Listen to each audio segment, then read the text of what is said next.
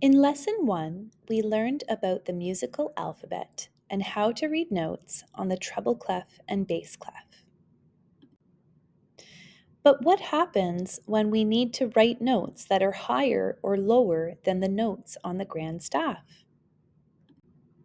We use ledger lines.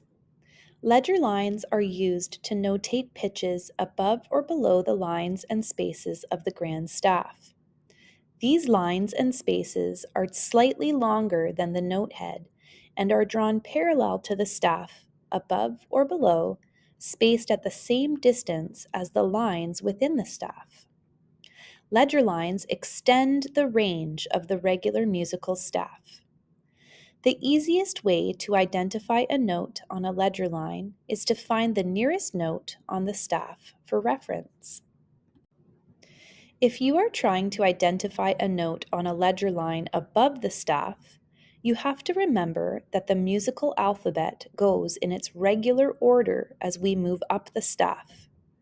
If you are trying to identify a note on a ledger line below the staff, you have to remember that the musical alphabet goes in reverse order as we move down the staff.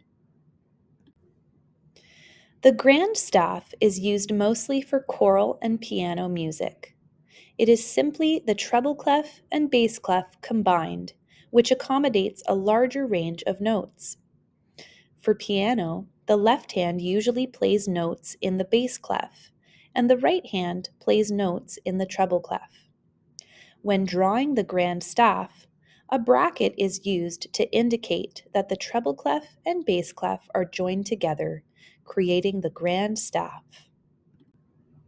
This image features the grand staff with the notes of the treble clef and bass clef. You will notice that there is one note on a ledger line in between the two clefs. This note is referred to as middle C and is the first ledger line above the bass clef or the first ledger line below the treble clef. Where is middle C on the piano? On the piano keyboard, you can find this special note in the middle of the keyboard, just like its name suggests. Middle C is an important reference point on the piano and the grand staff. Once you are able to locate middle C on your piano keyboard, you are ready to start reading music and playing the piano. In Lesson 1, we learned about the location of higher pitches and lower pitches on the piano keyboard. Higher pitches are located on the right side of the piano keyboard, while lower pitches are located on the left side of the keyboard. In this image, you can see notes on the grand staff and where they are located on the piano keyboard. This is one of the reasons why middle C is an important reference point, as it will help you find the location of other notes on the staff and keyboard. You will notice that as the notes climb up the treble clef staff, they represent the pitches above middle C on the piano keyboard and are therefore higher in pitch. In the same way, as the notes climb down the bass clef, they represent pitches below middle C and are therefore lower in pitch. So far, we have covered the musical alphabet, the treble and bass clefs, the grand staff, the piano keyboard, middle C, and matching notes from the grand staff to the piano keyboard.